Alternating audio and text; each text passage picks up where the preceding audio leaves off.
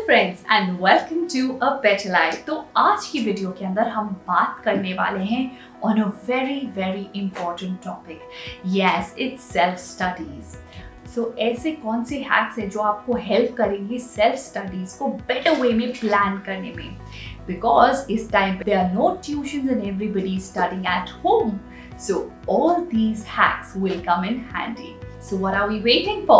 Let's begin with the video. And also, if you have not subscribed to the channel, please do it right away. And also don't forget to press that bell icon to get the latest notifications. So shall we begin?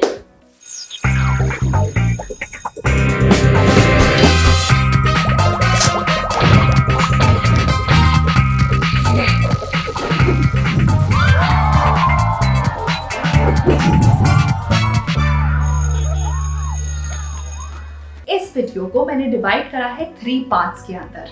First part is the study hacks, the second part is the internal factors and the third part is the external factors. Now let's talk about the study hacks first. So जब भी आप self study करने के लिए बैठे तो सबसे ज्यादा इंपॉर्टेंट होता है एक गुड रूटीन का होना। So make sure that you first plan your routine properly and make sure कि आप नंबर 1 होमवर्क के टाइम को सेल्फ स्टडी टाइम में ना गिने। होमवर्क का टाइम अलग होता है, सेल्फ स्टडी का टाइम अलग होता है। मेक श्योर कि आप एटलीस्ट 2 आवर्स सेल्फ स्टडीज जरूर निकालें अपने दिन में। एंड सेल्फ स्टडीज का मतलब है कि आपके पास बहुत सारा टाइम अवेलेबल है।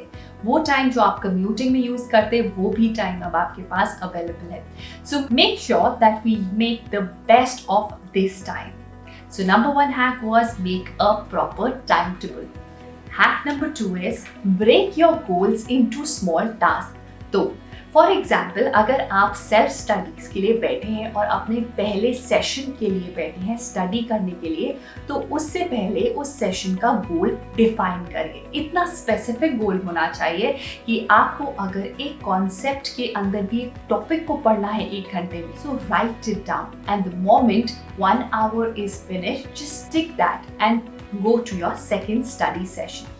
अगर हम इतना स्पेसिफिक होके कोई भी चीज करते हैं तो हम उस टॉपिक को बहुत अच्छे से टैकल कर पाते हैं एंड ऑल्सो हम बहुत ज्यादा ओवरवेल्म नहीं होते that we have to cover so many things in that particular slot.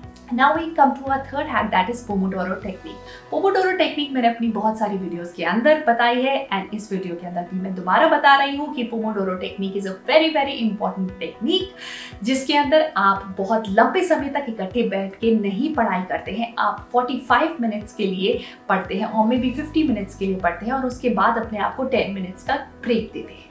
So why this technique is very important in self studies is because अगर हम अपने आप को खुश करने के लिए we sit for 2 hours or 3 hours at a stretch, but हमारी प्रोडक्टिविटी लो होती जाती है, हमारी ग्रास्पिंग पावर लो होती जाती है after 45 minutes. So why should we waste the time? Rather we should enjoy and take a break. So here you take a break and enjoy yourself and make sure that you leave your desk और उसके बाद आप वापस आए for your next study session. Now the distraction sheet. Distraction sheet बहुत important होती है, क्योंकि जैसे ही हम पढ़ाई करने बैठते हैं वैसे ही हमें सारी चीजें याद आ जाती हैं कि हमें किसको कॉल करना था, कौन से फ्रेंड के साथ बात करनी थी। So what to do?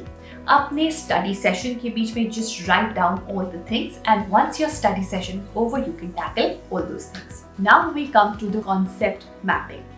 So जब भी हम किसी भी कॉन्सेप्ट को या किसी थियोरेटिकल सब्जेक्ट को पढ़ रहे हैं, so our aim should be A, the understanding of the concept, B, to keep your basics clear, and C, if you're studying maths, then practice is the key to success. So first time if you're reading a concept, so here आपका goal clear होना चाहिए कि आपको इस time पे by heart learn नहीं करना है। इस टाइम पे आपको सिर्फ रीड करना है पूरे कॉन्सेप्ट को एंड ऑल्सो अगर आपको वो समझ नहीं आता है from your textbook, what you can do is you can watch some videos related to that particular topic. ऐसे आपका कॉन्सेप्ट क्लियर हो जाएगा। Now we come to the sixth hack and that is the note making. ये topic बहुत ज़्यादा underrated है but I feel it is very very important. Note making concept बहुत ज़्यादा इंपॉर्टेंट है। If you ask me why, so I tell you because it is a culmination of everything जो आपने पूरे साल के अंदर पढ़ाई करी है फ्रॉम डिफरेंट सोर्सेज, जो आपकी अंडरस्टैंडिंग है ऑफ द कॉन्सेप्ट, वो आप नोट मेकिंग में डालते हैं। It is your active learning of the concept. तो क्या करना है हमें नोट मेकिंग के अंदर? नोट मेकिंग के अंदर हमें यूज करना है Cornell method. Do you know कि आप जो भी पढ़ते हैं उसका आपके माइंड में सिर्फ 20% रिटेंशन होता है। तो अगर हमारा माइंड सिर्फ 20% रिटेन कर पाता है तो हम अपने माइंड के अंदर रिटेंशन पावर कैसे बढ़ाएं? सो उसके लिए हम यूज करेंगे Cornell method. What is Cornell method? मैंने उस पर ऑलरेडी एक वीडियो बनाई हुई है, अगर आपने वो नहीं देखी है so I'll leave the link in the description box. Make sure that you watch that video. Okay, so I will give you a gist about the Cornell method. Cornell method के अंदर हम क्या करते हैं, हम नोट्स बनाते हैं जिसके अंदर हम अपने पेज को 3 पार्ट्स में डिवाइड कर देते हैं। Part 1 will be the key points. Part 2 will be the main points जो हम लिखेंगे, जो हम bullets में लिखेंगे या least possible words में लिखेंगे। And third part होगा summary का। तो जैसे ही हमारा पूरा concept finish हो जाएगा उसके बाद हम उसकी summary लिखेंगे, मतलब कि हम अपने terms में लिखेंगे कि हमें concept से क्या समझ आया। So this method is very effective, and if you are doing self studies, you are your own teacher, so make sure that you don't become a lenient one. Now we come to the second part of the video, that is the internal factor. Now why internal factor? Internal factor मतलब कि ये वो factors हैं जो आपके brain को help करेंगे better concentrate करने में, अपनी पढ़ाई पे focus करने में और better result yield करने में। तो अगर आप सेल्फ स्टडी कर रहे हैं तो ये सारे मेथड्स आपको बहुत ज़्यादा हेल्प करेंगे। So let's begin. Number 1 is workout or exercise.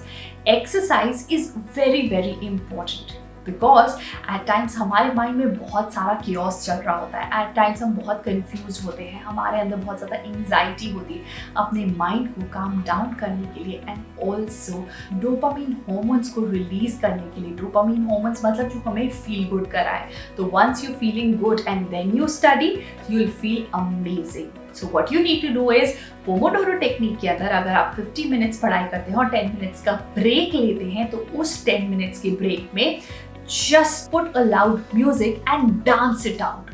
और अगर आप एक बार ऐसा करके दोबारा पढ़ने के लिए बैठेंगे तो you will see कि आप अब बहुत अच्छे से concentrate कर पाएंगे। The second is sleep. Sleep बहुत ज़्यादा important है हमारे mind के लिए, हमारी memory के लिए। तो मॉर्निंग में या पूरे दिन के अंदर जब हम अपने माइंड के अंदर सारी इंफॉर्मेशन को डंप कर रहे होते हैं तो रात को जब आप सोते हैं तब आपका माइंड उस इंफॉर्मेशन को प्रॉपर्ली ऑर्गेनाइज करता है। तो अगर आप चाहते हैं कि आपके माइंड में इंफॉर्मेशन बहुत अच्छे से ऑर्गेनाइज हो जाए और आपकी मेमोरी भी बेटर हो जाए, so make sure that you take 7 to 8 hours of sleep every day. Now the third point is meditation. What you need to do is get up in the morning, give yourself 10 minutes when you get up in the morning, or put a good music, a calming music in the morning and just close your eyes. और जितने भी thoughts आ रहे हैं, just welcome them.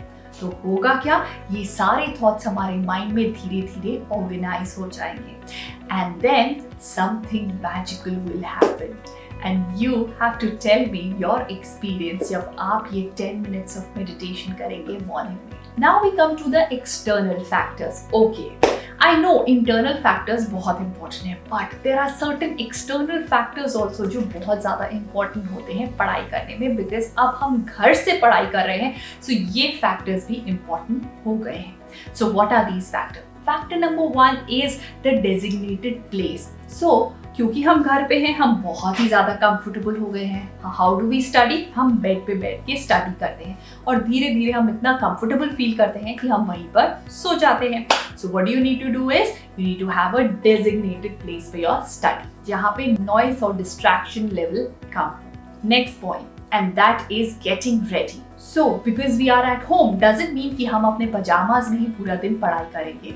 अगर हम ऐसा करते हैं so we feel too lazy और हम बहुत ज़्यादा अपने comfort zone में रहते हैं। सो हमें करना क्या है, हमें उस कंफर्ट जोन से बाहर आना है. We have to get ready in the morning the way we get ready जब हम किसी ट्यूशंस पे या कहीं बाहर स्कूल जा रहे हैं. So put in the efforts to bathe and get ready और उसके बाद ही पढ़ने बैठे. ऐसा करने से आपकी productivity will definitely get better. So I hope कि ये इतने सारे हैक्स जो मैंने आपको बताए आपको यूजफुल लगे होंगे, और अगर ये आपको यूजफुल लगे हो so don't forget to like the video and also share it with your friends.